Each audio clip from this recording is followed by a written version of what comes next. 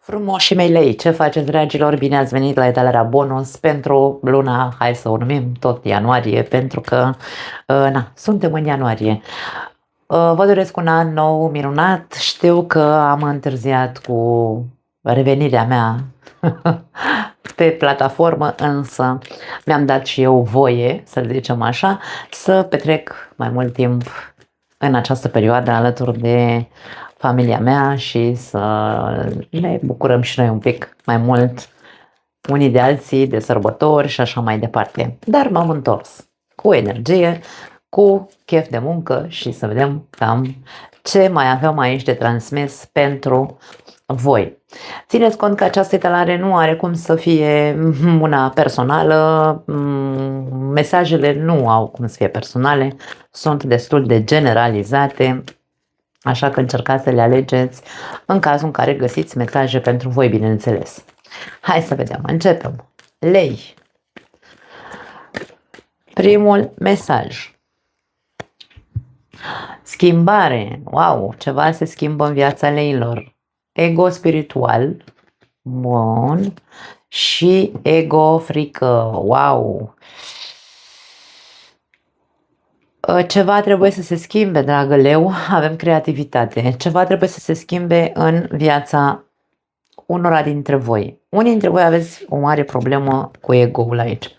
Atât ego-ul spiritual, care ego-ul spiritual știm foarte bine ce reprezintă. Reprezintă un drum spiritual sau, nu știu, o dezvoltare personală pe care tu ai încercat să o faci, ai făcut o muncă personală cu tine, însă iese la suprafață ego-ul care crede că le știe pe toate, că el are dreptate întotdeauna și sau că deține adevărul suprem. Atenție mare la acest aspect. Și avem și celălalt ego care îți șoptește din umbră și te ține într-o stare de frică. Toate aceste fațete ale ego-ului tău trebuie schimbate. De ce? Pentru că ești practic un... Ego-ul este păpușarul, iar tu ești păpușa, te menține într-o stare, mie vine să spun, problematică, ca să nu zic critică, problematică pentru unii dintre voi, nu e pentru toată lumea, da? Cei care într-adevăr ați trecut printr-o schimbare interioară și vă stăpâniți aceste măști ale ego-ului, pentru că ego-ul îmbracă diferite fațete, dragii mei. Ego-ul nu este unul singur, da? Există multe tipuri de ego-uri. Investigați singuri, nu am de ce să dau explicații acum, pentru că nu am niciun motiv. Aici avem schimbare, cartea moartea, care cere o schimbare radicală în ceea ce privește faptul că tu te-ai lăsat ca fiind titirez în mâna ego-ului tău care te conduce către ce nu sunt lucruri, hai să spunem, sau situații plăcute, mai degrabă obscure. Trăiești stări intense de frică, trăiești stări intense de putere, vrei să controlezi situațiile doar pentru că ego-ul tău are nevoie să susțină sau să nu să susțină, ci să aibă controlul asupra tuturor lucrurilor, persoanelor, evenimentelor. Ți se cere creativitate ca să poți să faci schimbări în ceea ce privește aceste aspecte ale ego-ului tău. Creează-ți o altă, nu știu, vine să spun, creează-ți alte stări emoționale. Încearcă să înțelegi că dacă ai nevoie să deții controlul total, n-ai nicio șansă. Trebuie să înțelegem că nu putem să controlăm decât ceea ce ne privește pe noi. Nu putem să controlăm ce spune celălalt, nu putem să controlăm ca celălalt să facă ceea ce noi vrem, nu putem să controlăm evenimentele care vin în viața noastră.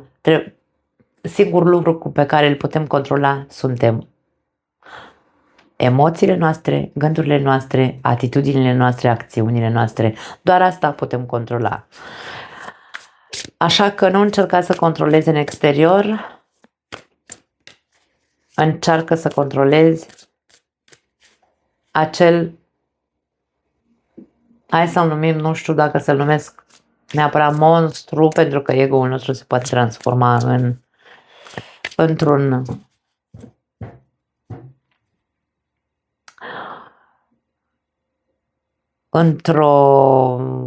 animal, da? Pentru că el practic încearcă să protejeze. Încearcă să protejeze, încearcă să ne protejeze, încearcă să se protejeze pe el însuși. Așadar, încearcă să ții sub control acel monstru. Pune-l tu la punct. Fii creativ pentru că tu reprezinți creativitatea, dragă leu. 5 de spade, nu poți avea dreptate mereu. Wow, dragă leu, mesajul nu are nevoie de traducere. 5-ul de spade, cartea luptelor. Dacă o ținem tot timpul pe a noastră, dacă doar noi avem dreptate, dacă doar ca noi vrem să facă lucrurile, am mai văzut acest aspect la leu, dragii mei, îmi pare rău că se repetă, dar aici e despre asta. Nu poți avea dreptate mereu. Ceva trebuie să se schimbe în modul în care vezi lucrurile, în modul în care percepi evenimentele, în modul în care acționezi, modul în care reacționezi. 5 de monede, un alt 5. Nimic nu este atât de lipsit de speranță pe cât pare. 5-ul de monede este cartea singurătății, a sărăciei, este cartea bolii. 5-ul de monede este cartea, aici avem această persoană care e singură, afară e frig, e îmbrăcată subțire, tremură, ca și cum nimeni nu mă vrea. Dacă tu simți că ești respins de toată lumea, poate ar trebui să te întrebi de ce. Are legătură ego-ul tău. Bine, nu de toată lumea, că poate nu toată lumea te respinge, însă majoritatea persoanelor din jurul tău te resping. Poate că ești o persoană certăreață, 5 de spade, ești o persoană care provoacă numai ațâță, doar ațâță. Totul vine de la ego aici. Îmi pare rău, dragi lei, puteți să înjurați cât vreți voi și să-mi scrieți ce comentarii vreți voi. Nu pot să spun altceva, mesajele sunt care sunt. Nu e pentru toată lumea, da? Nu pentru toți leii, însă există speranță cumva. 5 de monede. Tu ești singur pentru că ego-ul tău te face să fii respins de ceilalți. Sau te simți singur, abandonat și că nimeni nu te acceptă pentru că tu nu poți vedea faptul că trebuie să faci schimbări în comportamentul tău. Există speranță, da. Nu e pierdut nimic, însă dacă nu faci schimbări, aș spune că degeaba există speranță dacă nu ne schimbăm atitudinea. Și avem 6 de monede, wow, 5 de monede, 6 de monede, când vedem o secvență de genul ăsta, vedem cum e o situație care poate trece de la dezechilibru la echilibru, într-un fel sau altul, da? Deci se poate remedia situația. 6 de monede spune așa: fiecare binecuvântare pe care o dai se va întoarce către tine.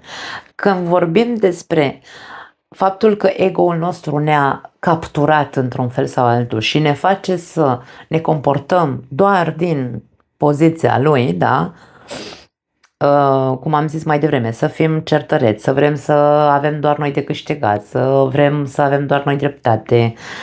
Când începem să vedem, băi, toată lumea mă dă la o parte din cauza comportamentului meu și încep să, hai să zicem așa,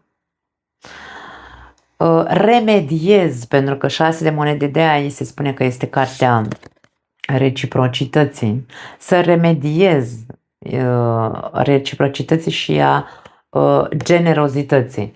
Încep să remediez începând să ofer lucruri bune în exterior. Pentru că mă observ și îmi dau seama că m-a acaparat ego-ul și până acum, sau îmi dau seama că a fost ego-ul cel care m-a făcut să fiu atât de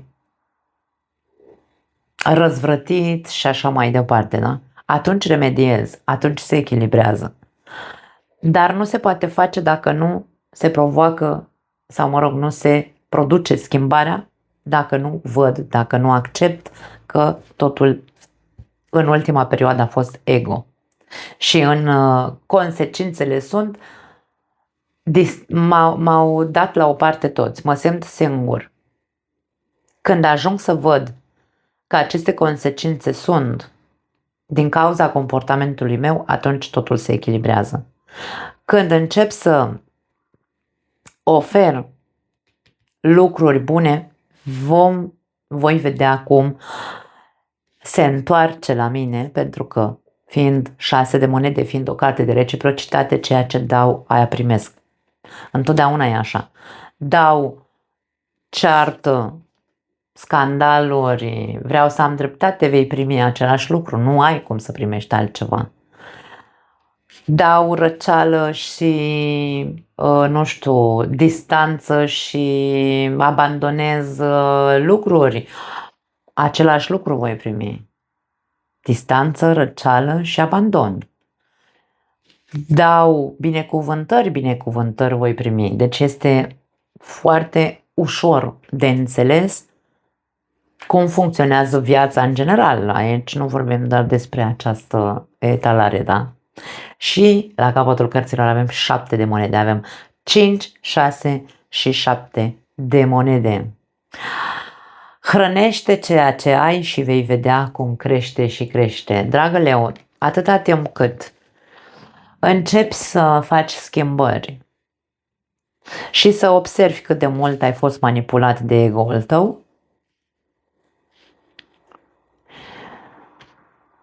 și schimbările implică binecuvântare în legătură cu cei din jurul tău și cu viața ta în general, și hrană, da? Când oferi, vei vedea cum totul devine pozitiv. Foarte tare, foarte tare, foarte tare. Cred că trebuie să pui mai mult și tu să pui mai mult. Leul este foarte generos, însă leul este generos nu doar pentru a primi validare sau doar pentru a, da? Leul nu oferă doar pentru, are tendința să ofere, dar nu pentru a nu primi ceva în schimb. Toți vrem să primim ceva în schimb și leul în general ceea ce caută este recunoștință sau recunoașterea eforturilor lui. Dacă nu are parte de această validare sau această recunoaștere a eforturilor sau a generozității sale, este când leul începe să se înfoaie și începe să urle și începe să facă scandal, da? Nu avem nevoie de, sau nu ar trebui să avem nevoie, da? În psihologie se spune, nu ai nevoie să ți se spună, vai ce frumos ești sau ce bine ai făcut lucrurile sau, da?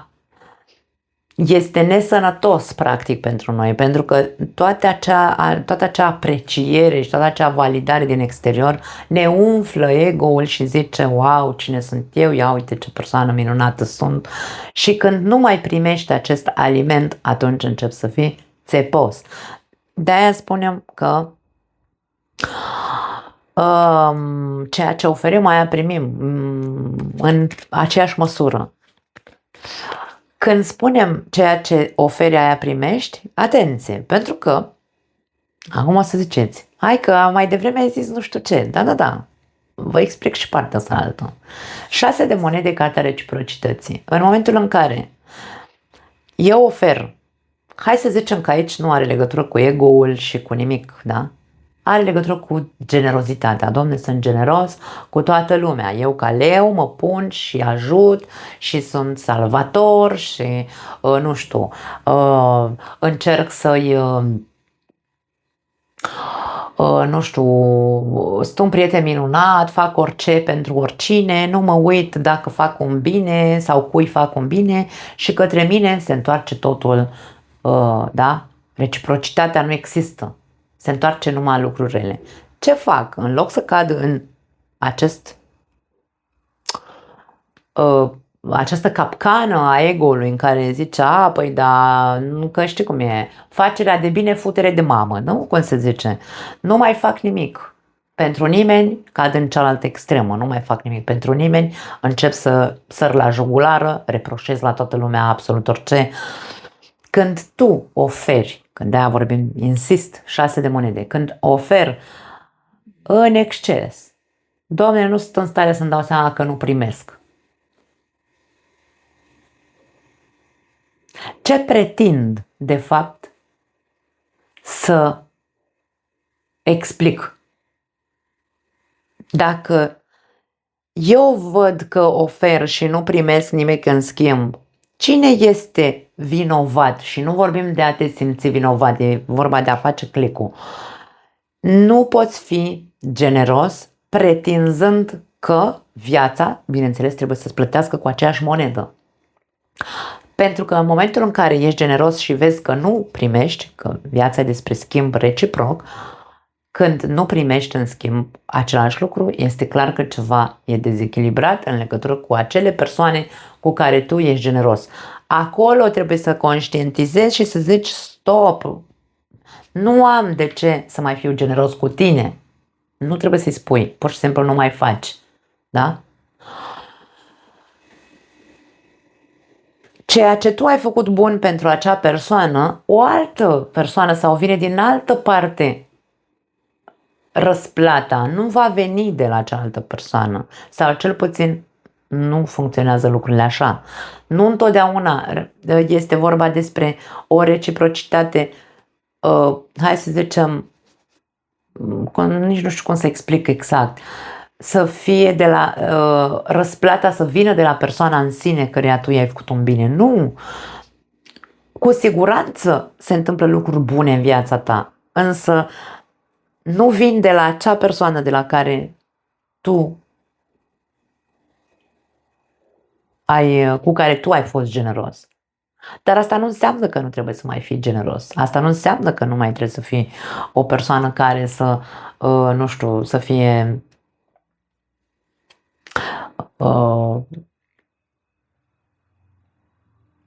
da, să fie generoasă, că practic generozitatea s-a născut în leu, da. Sau s-a născut odată cu leul. Așadar, extremele, mare grijă, la extreme aș spune că aici despre asta este vorba. Hai să vedem iubirea. Cred că s-a înțeles, dacă nu s-a înțeles ceva, am scris în comentarii, dragii mei, și încerc să, nu știu, poate reușesc să explic altfel.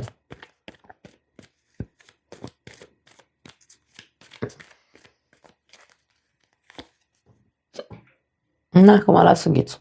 Fă un efort. Iubire sinceră sau adevărata iubire și flirt avem aici. Dă o oportunitate relației. Pentru cei care aveți o relație, dragii mei, vi se cere efort. Efort pentru că aici este vorba despre o persoană pe care tu o iubești cu adevărat. Este, hai să spunem, nu știu dacă neapărat iubirea vieții tale sau a fost iubirea vieții tale, însă dacă aici s-au întâmplat lucruri în relația voastră unde nu faceți decât să vă certați, 5 de spade, în ultima perioadă, foarte multe certuri, foarte multă răceală, foarte multă, nu știu, 5 de monede, nu ne mai simțim, nu ne mai iubim, nu ne mai băgăm în seamă, nu ne mai nimic. Și s-a instalat aici în tine acel sentiment de merituozitate, pentru că, dacă nu sunt apreciat, nu sunt validat, nu sunt iubit, nu sunt nu știu ce, ego-ul, da? Ego-ul vrea să se alimenteze. Dacă a fost o perioadă în care doar ne-am certat, o perioadă în care doar nu știu, am stat separați, 5 de monede poate fi o carte de răceală în care eu dorm în camera mea, tu în camera ta și aici e vorba despre ok. Dacă tu știi că ești lângă persoana potrivită pentru tine, iubire adevărată, da?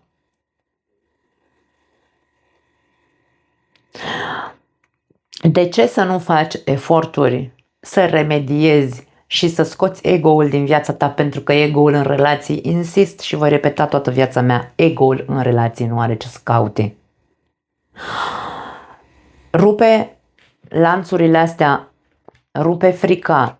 Frica de abandon poate să fie foarte mare pentru unii dintre voi și asta poate să fie.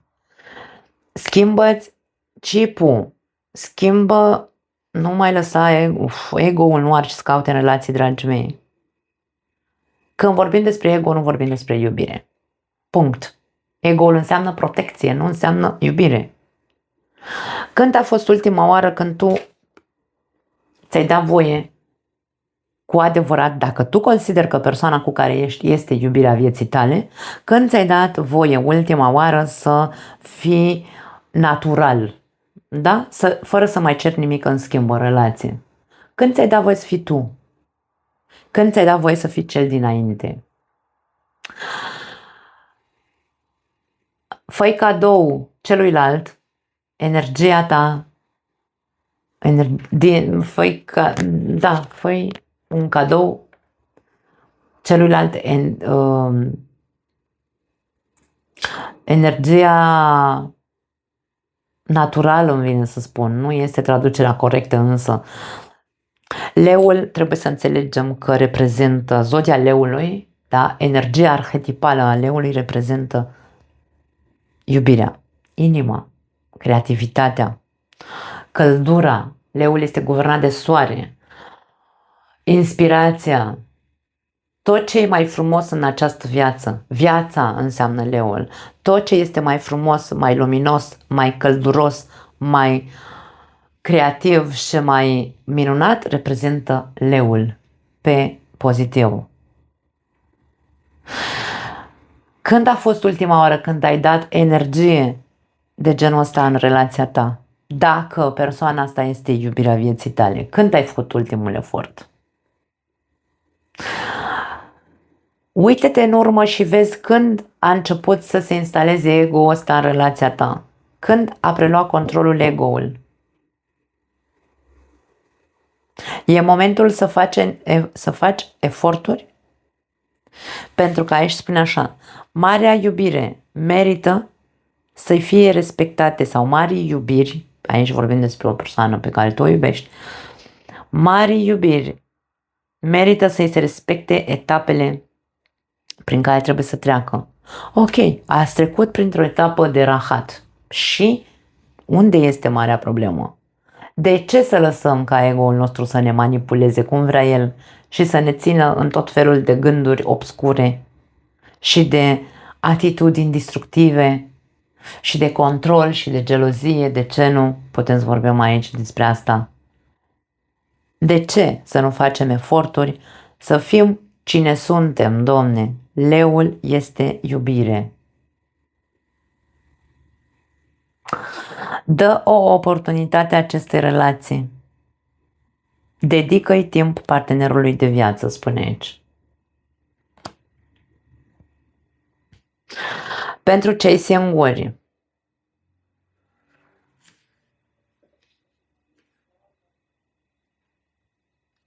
Nimic nu este lipsit de speranță. Nu înseamnă că nu poate apărea cineva în viața voastră. Însă trebuie să-ți rezolvi problemele de frică. Frica, e ca și cum leului este frică să intre într-o relație direct frică între ghilimele, atenție, da? Este frică să intre într-o relație pentru că are frică de abandon, da? E ca și cum mi-e frică să nu cumva să...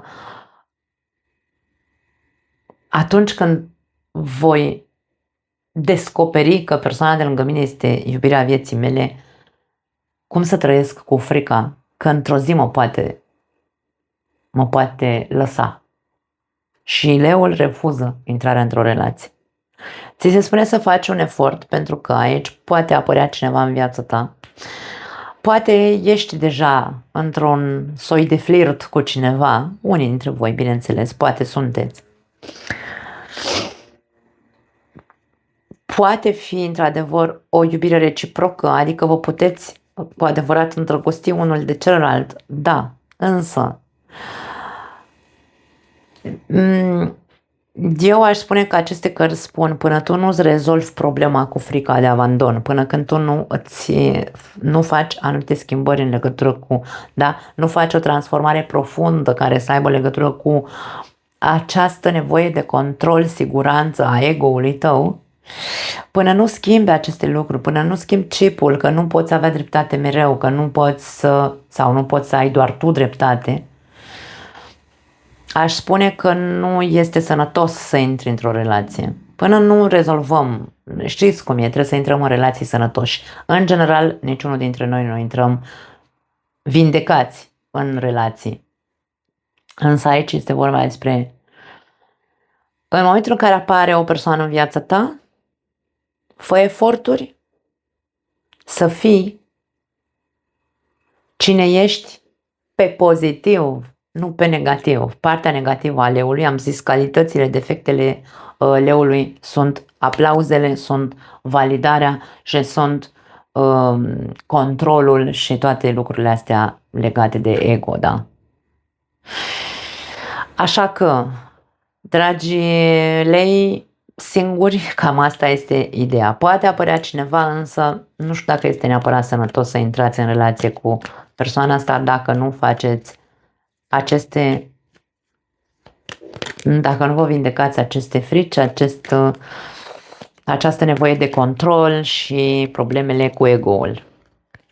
Na, îmi pare rău, nu pot să spun altceva. Mai departe.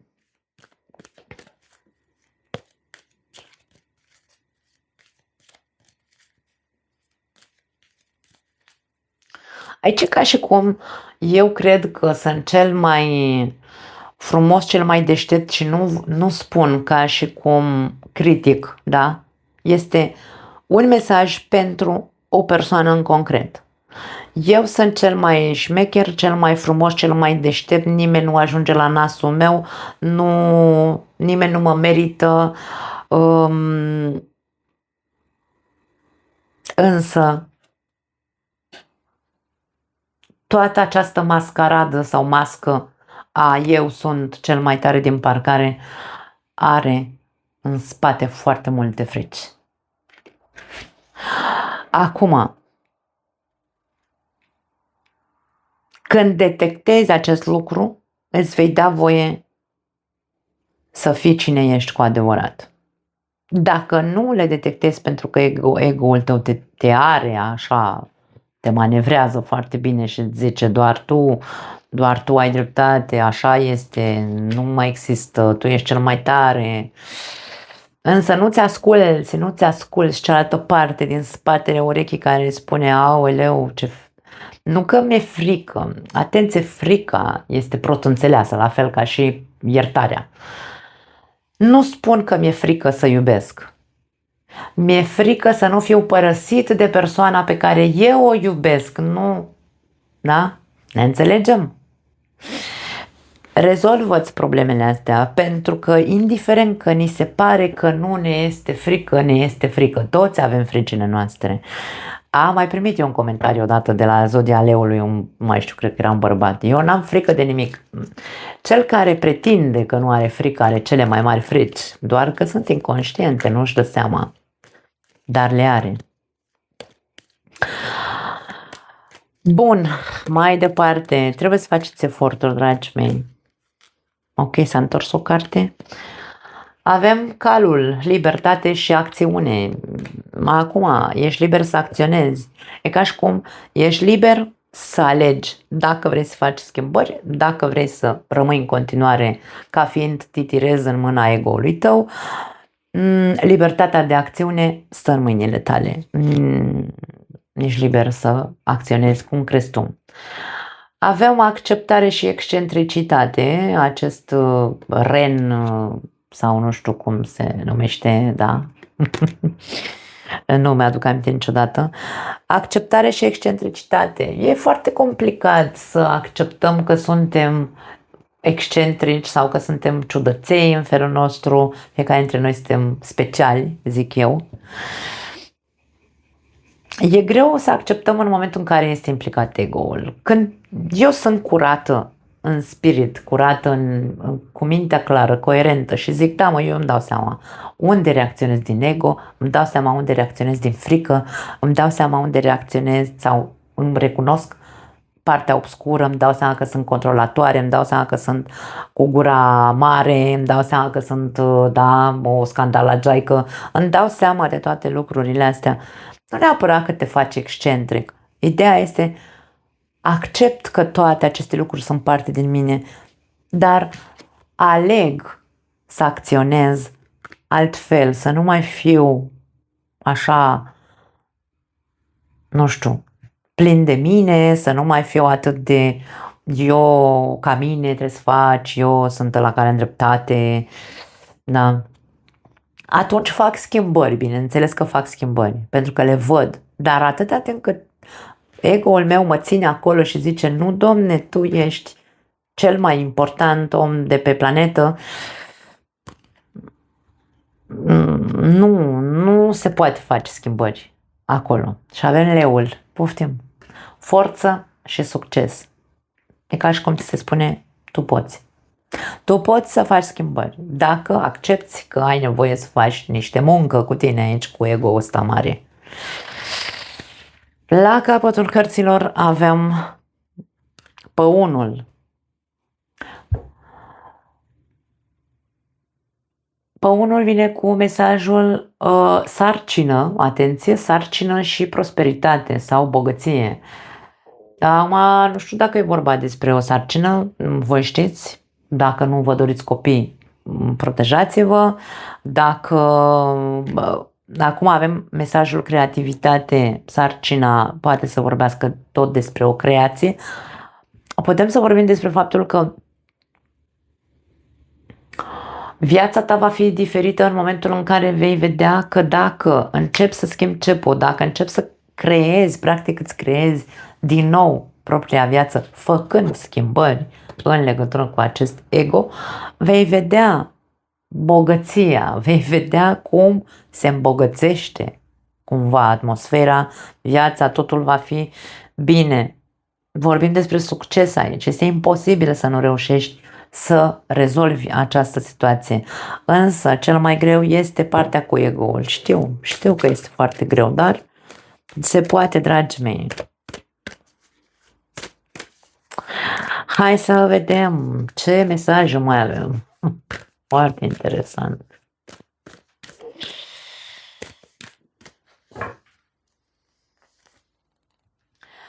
Este posibil să rescrii povestea, istoria.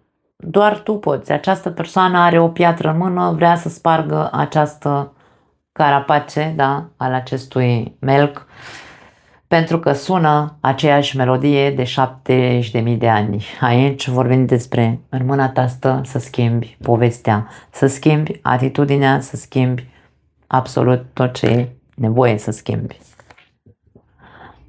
Avem aurul. Aurul este un alt mineral sau, mă rog, nu știu dacă nici nu contează. Dacă unii dintre voi simțiți nevoia să-mi transmiteți sau să mă corectați, puteți să o faceți. Aurul este un alt mineral care este guvernat sau guvernează sau, mă rog, face parte din leu, da? Așa că nu ai nevoie de altcineva care să te repare. Dragii mei, când vorbim despre a repara, noi considerăm că suntem stricați dacă avem nevoie să ne repare altcineva. Ego-ul nostru poate să ne spună foarte multe lucruri și mai ales aici în contextul ăsta în care pare că este vorba despre nevoia de control și de a avea dreptate mereu și de frica de abandon, da? Sau de, nu știu, singurătate. Atunci ca și cum părerea despre noi este că suntem defecți. Când suntem într-un ego atât de mare încât eu sunt cel mai tare din parcare, avem impresia că suntem excentrici. Da, din nou, este un defect, e ca și cum suntem stricați. Nu suntem la fel ca ceilalți, da? Suntem diferiți. Toate aceste lucruri arată, sau cel puțin asta simt să transmit, că nu ești stricat, nici tu, nici nimeni, da? Toți venim ok. Nu trebuie să aștepți. Mesajul de la acest card este că nu ai nevoie ca celălalt sau altcineva să te repare. Când ne dăm seama care sunt bubele, noi suntem cei care avem puterea să ne reparăm. Noi suntem cei care suntem singuri, de fapt, care avem controlul asupra ego-ului nostru, sau ar trebui să avem controlul asupra comportamentului nostru. Nu putem să pretindem ca celălalt să facă ceea ce noi vrem să facem. Să pretindem ca celălalt să facă ceea ce noi vrem să facă. Da? Așadar, încearcă să repari tu ceea ce nu este ok în tine. Acel ego e prea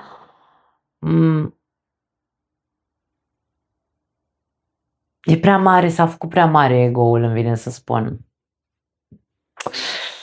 Și avem iartă, wow, pentru unii dintre voi, nu știu, știți, repet, așa cum am zis cu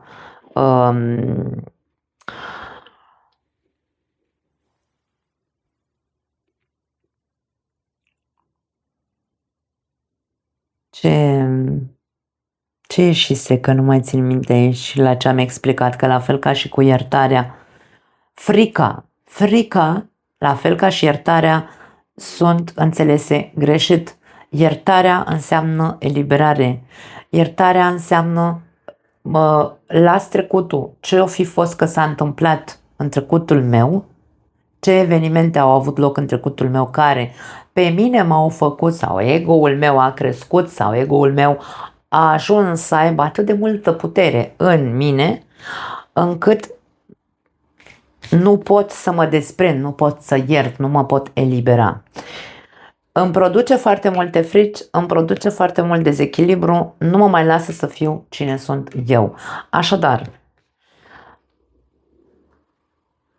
nu trebuie să cazi în butoiul cu melancolia. Aici avem o persoană apatică, da? Deci nu trebuie să ajungi să simți atât de multă singurătate, nu trebuie să ajungi să fii atât de trist, de apatic, de răzvrătit, de furios și de, cum spun,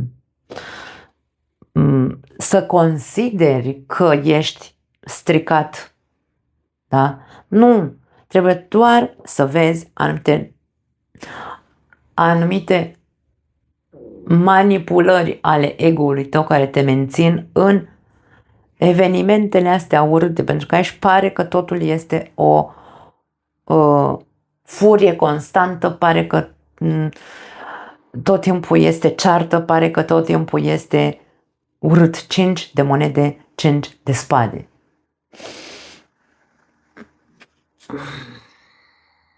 Lasă-l să plece.